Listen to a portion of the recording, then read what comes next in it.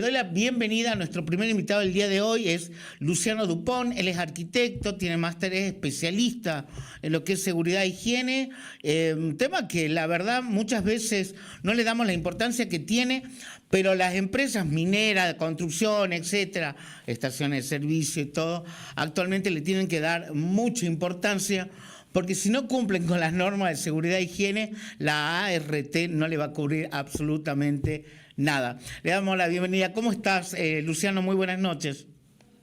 Buenas noches. Realmente un gusto poder participar acá con ustedes y bueno, veamos un poco el tema de higiene y seguridad, que realmente hoy por hoy es un tema candente, porque una veces uno plantea, ¿por qué tenemos que hacer seguridad?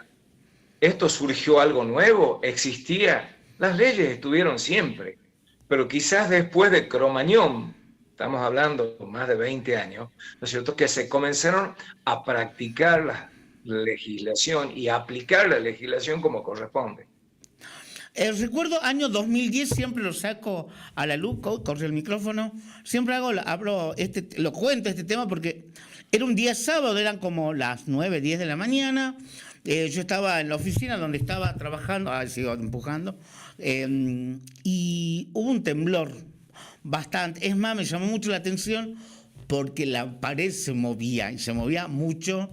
Lo primero que pensé, obviamente, en mi familia, y después cuando vas hablando y vas investigando un poco, hubieron dos cosas que me llamó la atención. Primero, Tienda San Juan había cerrado las puertas para que los clientes que estaban comprando no se escapen, y la catedral abrió las puertas para que la gente vaya.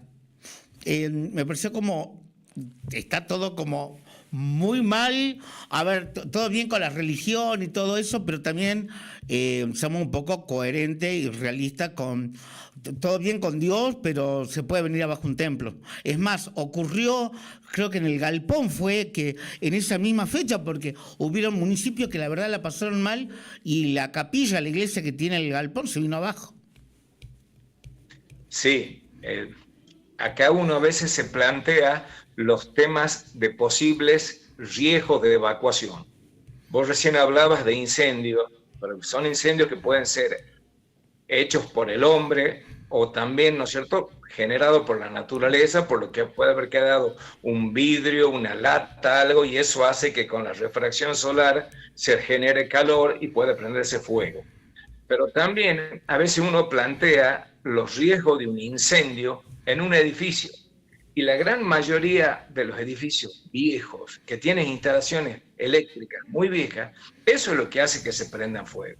Las instalaciones viejas. Hoy por hoy hay una ley, ¿no es cierto?, provincial de higiene y seguridad eléctrica, que tiene que estar los planos aprobados y después hay que verificar que eso en la obra también cumpla con las normativas de la EA, Asociación Electrotécnica Argentina. Pero acá en Salta no solo tenemos la posibilidad de tener que hacer una evacuación por un desastre como esto que puede ser un incendio. Lo que vos mencionaste recién, lo que puede ser un sismo, que por suerte no es acá Salta de primer orden, sino es de segundo. Primer nivel estaría San Juan y Mendoza. Acá en Salta tenemos un segundo nivel. Pero igual hay que prepararse para hacer una evacuación por sismo. Hay que saber cómo actuar. Totalmente. Muy diferente. Totalmente. Bueno, acá tenemos dos ejemplos muy buenos de la década del 70, el monobloc Salta, que lo hizo el arquitecto Eduardo Larrán, pero también para aquellos que no lo saben y muchas veces la gente desconoce, yo vivo ahí, por eso lo conozco, el barrio Casino es un barrio construido con blocks y este barrio también fue construido y diseñado por Eduardo Larrán. Lo que tiene el barrio, para aquellos que viven ahí o que lo conocen, tiene un nombre, esta junta, o sea, Junta de dilatación. Eso. Entonces, si se mueve de un lado a otro o si se expande o contrae, no va a permitir el agrietamiento. Después de esto, el barrio Casino, creo que el barrio Docente al lado no cumple con lo mismo, o el monobloc Salta. Hay otras construcciones. El monobloc Salta es algo muy especial. En la parte inferior del monobloc Salta tiene unos rodillos metálicos y tiene ese edificio inmenso no tiene juntas de dilatación. Se mueve de tal manera que en la parte superior puede llegar a 50, 70 centímetros el movimiento pendular de un sismo. Bien, pero tengo una consulta, ¿no habría? Bueno, no, porque si se va moviendo, se mueve nada más y no se caería. Pero ¿cómo sabés vos? Porque acá me pregunto, ¿cómo ubicar los rodillos? Porque si se mueve de esta forma está bien, pero si se mueve de esta otra... Desconozco cómo es el sistema en sí. Sí sé que fue generando ese tema un premio inclusive que tiene el Hermano Salta. Bueno, Eduardo Alarcón es un capo, era capísimo. Sí. Algo que vimos mucho, por ejemplo, acá en Venezuela y también se da mucho en Turquía, son estas cuestiones, digamos, de, no sé cómo decirlo, no cumplir con las normas. Sí, totalmente. Los edificios con ladrillo de canto, una cosa así como muy, muy cartonero, y obviamente el primer movimiento, porque van colapsando uno encima de otro, o sea, no se vuelca, cae encima una... Vi algunos videos de Turquía y la verdad que hasta da miedo el vivir ahí.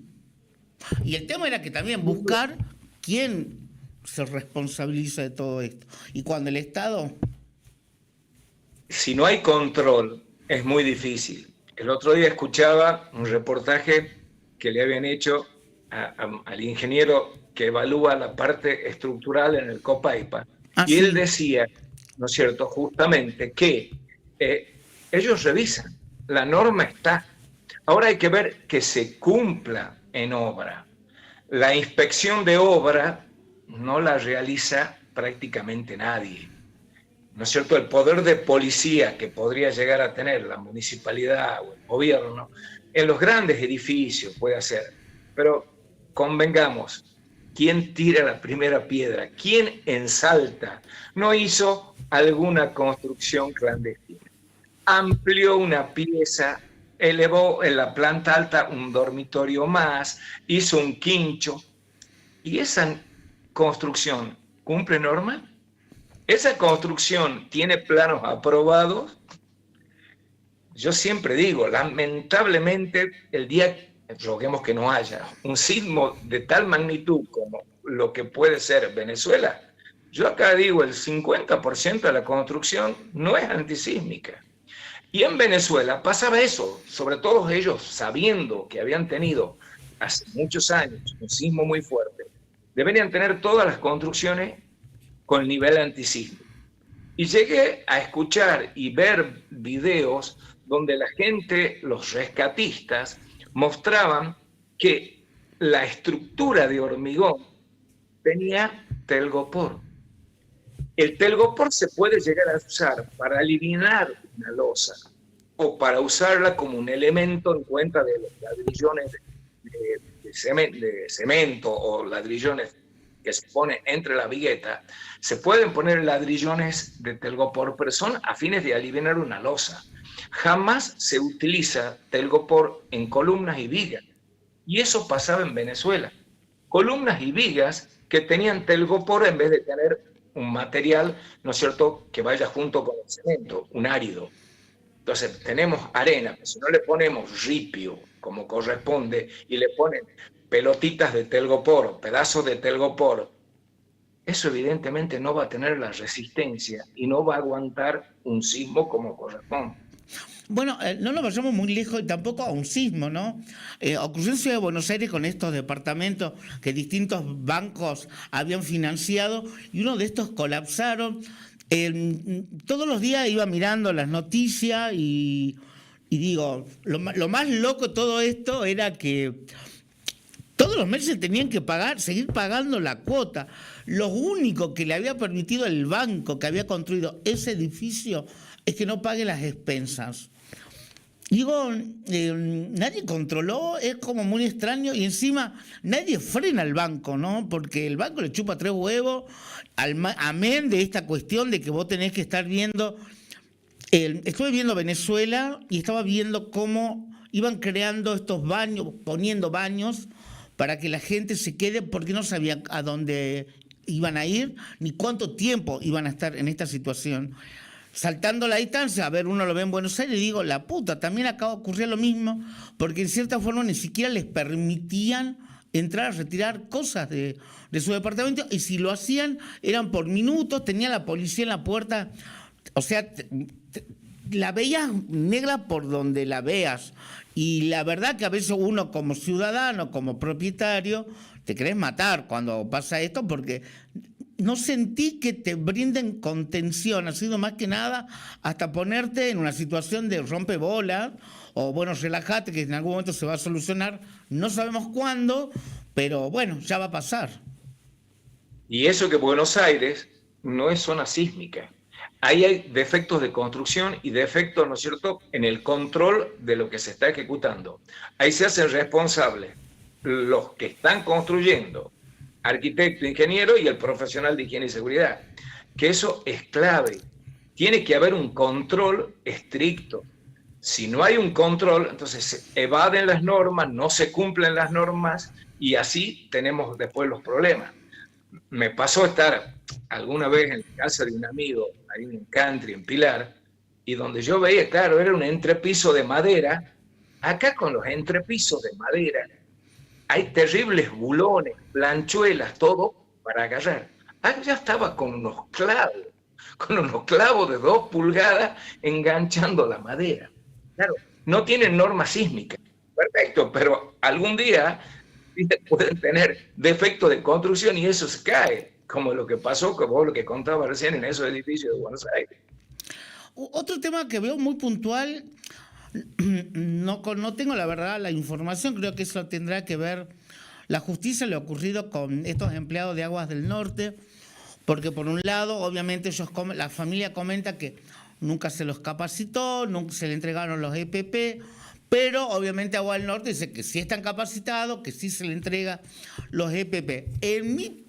En mi experiencia, cuesta mucho que usen los EPP porque los elementos de protección personal, es más, por ejemplo, los botines con punta de acero, los cascos, los guantes, si estás cerca de un lugar donde puede haber fuego, todo lo que es manta ignífuga, ropa ignífuga, pero es molesto, pero cuesta mucho. ¿Cómo se logra, Luciano, revertir este tema con el empleado para que realmente se dé cuenta que, o sea, te están cuidando principalmente? Sí, una de las cosas que cuesta, pero lo que tenemos que trabajar es justamente en hacerles saber a la gente que la primera valla de protección contra lo que puede ser un accidente son los elementos de protección personal. Y el uso es obligatorio. No es que hay que usarlo de vez en cuando yo quiero, porque si no, no. Es obligatorio el uso de los EPP. Yo que trabajo para empresas constructoras, esto me cuesta, a veces también. Y sobre todo cuando son los subcontratistas, que a veces pueden ser pintores, durleros, no forman parte de la empresa. Son los más reacios a usar los EPP. Y yo insisto, igual, tienen que usarlo todos. Uno no consigue que una empresa de primer nivel, ¿no es cierto?, no use todos los elementos de protección personal. ¿Qué ocurriría si una de estas empresas constructoras que contrató un pañolero, un pintor, un albañil, por un tema puntual, no estuvo utilizando los EPP y sufre un accidente? Si se comprueba que al sufrir el accidente no estaba usando el EPP respectivo, y aparte, que el EPP esté homologado, que esté certificado. Yo no le puedo dar unos botines marca ACME, ¿no es cierto?, porque no va a cumplir con la reglamentación, ya sea norma IRA o normas ISO, normas internacionales, para que cumplan. Y eso tienen que usar todos los elementos de seguridad. Hay elementos de seguridad básicos, como puede ser casco, botines, guantes, pero de golpe para cada puesto de trabajo, si va a trabajar en altura, tiene que usar un arnés corporal como corresponde. Y un poco hablando del accidente que vos mencionabas recién, por poco que he leído, no estoy muy al tanto, no te podría asegurar, donde ingresaron esas personas es lo que se denomina un espacio confinado. Para ingresar a un espacio confinado, aparte de que tenés que usar todo el equipo específico, primero hay que verificar ausencia o presencia de gases tóxicos, ausencia o presencia o defectos de oxígeno. Entonces, son cosas y en función de eso se elige cuáles van a ser los elementos de seguridad. Y si ingresa alguna persona, tiene que estar capacitada, instruida y usar los elementos de seguridad para ingresar a ese espacio confinado. Acá me imagino que también tiene que haber un tema muy importante, además de los EPP, los protocolos, porque recién pensaba, qué sé yo estoy trabajando, ponele, en un laboratorio químico, en la UNSA, el INTO, donde sea, hay un accidente, se cayó algo con una bacteria, me imagino que tendrá que haber un protocolo porque quizás estoy lleno de este microorganismo y no me pueden sacar hacia a la ambulancia porque me estoy infectando a toda la población. Perdón que me ría, pero no sé por qué, espero que no pase nunca. ¿Qué pasó con el COVID? ¿Fue un accidente o fue un virus fabricado a propósito para generar esa guerra bacteriológica? Nosotros hablamos hoy por hoy de las guerras que puede haber en Ucrania, la guerra en Irán, lo que sea. Si llegara a haber una guerra bacteriológica, no lo vemos. Puede entrar en un microorganismo, lo que sea, y ni nos damos cuenta. Hay convenios internacionales justamente para no proliferar armas químicas. Es un riesgo terrible. Dios quiera que nunca ocurra. Bueno, a mí me da un mundo de bacterias, microorganismos y de peste. Cuando voy por la plaza 9 de julio y tengo todas las palomas que me van volando y veo a los padres que les compran pochoclo para que los niños... Digo, eso para mí, no expongas a tu niño en esto. También ocurrió, conozco una persona que falleció por antivirus por estar revolviendo ropa en estas ferias americanas. Y siempre puede provocar, no necesitamos una guerra bacteriológica acá para matarlo, nos morimos porque sí, punto. Lamentablemente, ¿no? Sí, a veces uno se va al extremo y trata de protegerse y extremar los cuidados, ¿no es cierto? Pero no sabemos muy bien cuándo nos puede llegar a tocar. Bueno, a esto tendría que hablarlo con un infectólogo, pero también hasta qué punto... es importante que no nos contagiemos, porque al final de cuentas también creo que lo importante es ir creando anticuerpos. Pero volvamos a la seguridad e higiene. Estamos hablando de los protocolos, de cómo poder resolver algo. Me acuerdo que una vez le preguntaba a Nico Creeper cuando estaba en lo que era parte de protección ciudadana en la Municipalidad de Salta, porque veía las flechas en el suelo de algunos lugares y él me explicaba que era porque si hay una pérdida de gas, si hay humo, uno tiene que ir gateando. ¿Es así? El tema, por eso como te decía, son diferentes los casos de evacuación. Para evacuar por un sismo, ¿no es cierto?, es diferente. Para evacuar por un incendio, si ese incendio ya se ha manifestado y de tal manera hay mucho humo, lo ideal es tratar de protegerse con algún paño húmedo para no poder respirar tanto humo, y sí, ir tratando de ir gateando lo más pegado al piso, ¿no es cierto? De esa manera tratar de salir del lugar donde se está produciendo esa acumulación de humo. ¿Por qué el tema de ir gateando? Es porque es más denso, digamos, el humo o el monóxido de carbono que el aire. La parte superior es más difícil para poder respirar. Perfecto. ¿Por qué es tan importante las señalizaciones? Y a mí me llama la atención, ¿están siempre todas las puertas de emergencia abiertas? Bueno, se supone que las salidas de emergencias, aparte de estar señalizadas, aparte que tienen que abrir siempre en el sentido de la evacuación, tienen que tener una medida mínima de 1,10 m. Y esa medida está dada en función de la cantidad de gente que hay que evacuar.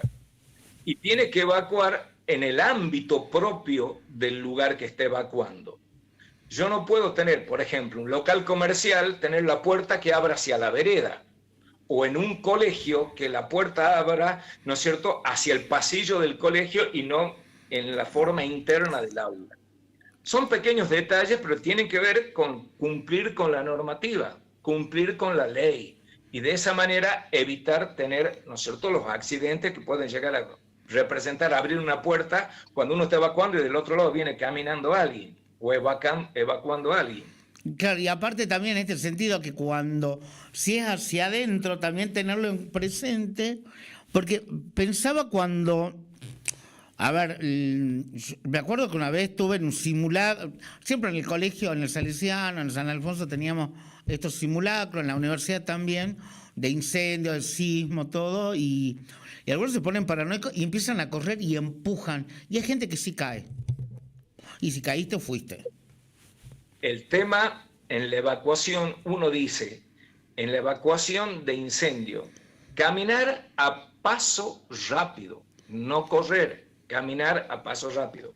Yo trabajo para distintas instituciones, inclusive colegios, y ya realicé simulacros de evacuación, ¿no es cierto?, donde uno le va hablando a los chicos previamente, se hace la capacitación de cómo tienen que hacer, y por suerte funcionó bien. Las veces que yo hice simulacro, tanto en un colegio o inclusive realicé un simulacro para el juzgado federal, el que está en la esquina de España y de Anfunes, y salió perfecto, ¿no es cierto? Pero no es fácil evacuar una cantidad de personas muy importante en un tiempo determinado que no sea tan largo, porque si hay un incendio, ¿no es cierto? Uno dice, sí, no corremos riesgo, un simulacro, pero puede ser verdad, puede ser real. Entonces los simulacros tienen que ayudarnos a prepararnos si se da la realidad de tener que evacuar por un incendio o por un sismo. Recuerdo que acá cuando fue obviamente lamentable lo de Cromañón, años después uno dice, bueno, todos más van a aprender. No, nunca se aprende porque nosotros nunca nos va a pasar. Y en Brasil ocurrió algo similar con el boliche Kiss, si es que mal no recuerdo. Y una de las cosas que reclamaba la gente, primero que fue horrible, porque vos estabas viendo en historias de Facebook, creo que estaba en esa época de moda, cómo se estaba muriendo la gente, que era como wow. Y por otro lado, la salida de emergencia, las señalizaciones, llevaban al baño. Bueno, esos son errores por no controlar. Hoy por hoy, ¿no es cierto? No solo la RT controla, sino la municipalidad también, servicio de emergencia, todo está controlado. Entonces, un boliche, por ejemplo, tiene que tener las puertas con barra antipánico, como corresponde, con la apertura hacia afuera. Y eso tiene que permanecer abierto, no puede estar cerrado como estaba Cromañón con candado. Entonces, son cosas que hay que visualizar. Pero me ha pasado a veces renegar con algún propietario que no quería poner una puerta de 1,10 m, aunque él ya había comprado una puerta de 1 metro y que la puerta de 1 metro iba a abrir hacia adentro. Y si el boliche de acá, en la esquina, me dice, abre hacia adentro. Bueno, eso será un problema de los vecinos, del boliche de la esquina, que habrá arreglado de alguna manera que eso permanezca abierto, pero no es tan así. Entonces uno dice, ¿por qué en algunos casos se cumple la norma y en otros casos no? Y lamentablemente pasa que a veces se dejan algunas cosas, sí, después lo vamos arreglando en el futuro como un plan de mejora. De acá a un par de años vamos a proceder a mejorar el sentido de apertura de las puertas, o vamos a señalizar mejor. Yo me acuerdo cuando recién comenzamos a trabajar en el tema del corredor de la Balcarce, íbamos a hacer evaluación de ruido, lo que sea, y de golpe preguntamos, ¿dónde están los matafuegos? Y los matafuegos no estaban a la vista. Matafuego estaba escondido bajo el cajero. Entonces, ¿qué pasaba ante una emergencia? No tenía el matafuego a mano. O tienen los matafuegos, pero no están calibrados. Ni tampoco están colgados. Deben estar no solo cargados, que tengan, ¿no es cierto?, el manómetro, la flechita verde, en la parte verde. El manómetro en la posición correcta de cargado, ¿no es cierto? Pero aparte, el tema de que sepan activarlos. Porque muchas veces entramos en el miedo. ¿Y cómo funciona? Ay, ¿y qué hago con el matafuego? Y tiene polvo químico y yo soy asmático. ¿Me voy a morir? No, salvo que metas la boquilla, ¿no es cierto?, con el polvo químico. No te va a pasar nada que estés aspirando un polvo químico de un extintor por un ratito. Mi experiencia con matafuego... a ver, yo estaba acostumbrado al del auto, que es una cosa chiquita, qué sé yo, tampoco por llevar uno enorme. La primera vez que practiqué, te tira. Se incendió el auto. No, practiqué con uno grande, perdón, al agarrarlo y al abrir, te tira para atrás. Es fuerte la presión que tiene. El tema habría que ver, ¿era de ABC, polvo químico triclase, o era CO2? Era el del polvo. Me acuerdo que se... Y además practiqué con el otro, el que te tira como espuma, que es para la parte eléctrica.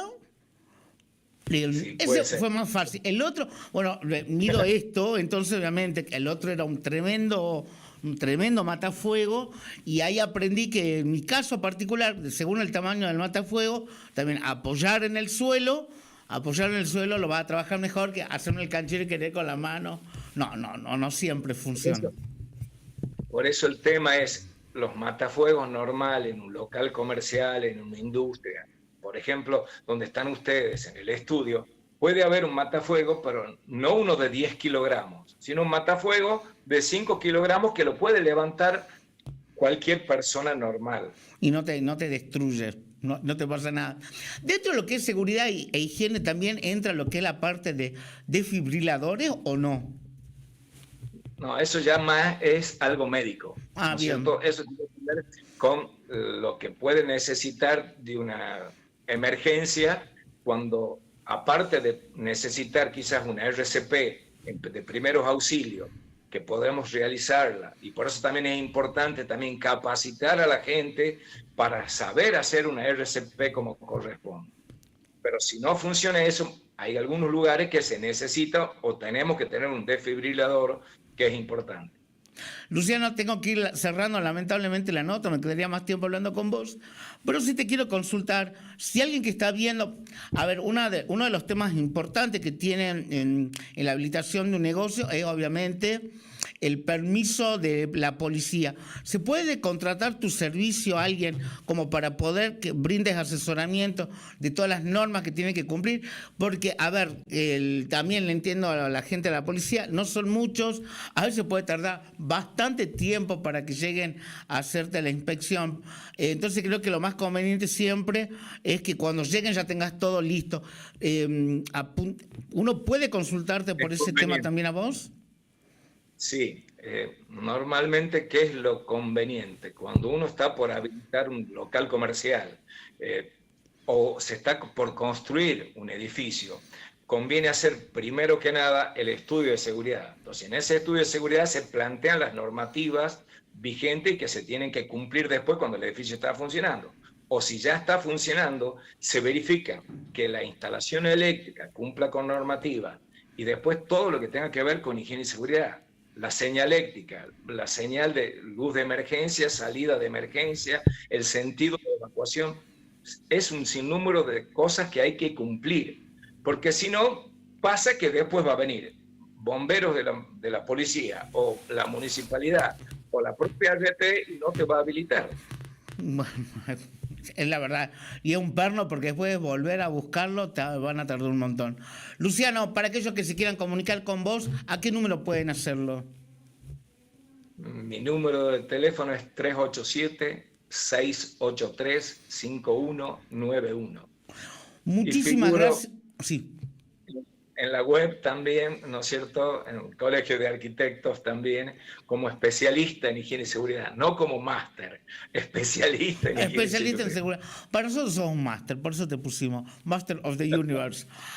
Luciano, un placer hablar con vos. Tenés una hija tremenda y ahora entiendo por qué. Así que nada, muchas gracias por tu tiempo, por brindarnos estos minutos para poder transmitir un poco que entre risa y risa hay una realidad que muchas veces no se cumple. Uno la ve en algunos establecimientos estatales que tendrían que darle el ejemplo, pero también en las empresas. Creo que las mineras cumplen absolutamente siempre todo porque son las más inspeccionadas, igual que las estaciones de servicio, pero no sé si ocurre lo mismo con las empresas de pintura, que a veces, yo creo que a veces que un día explote algo en una casa de pintura, volamos todo, ¿no? Porque todos los químicos que hay metido en un negocio de pintura es tremendo.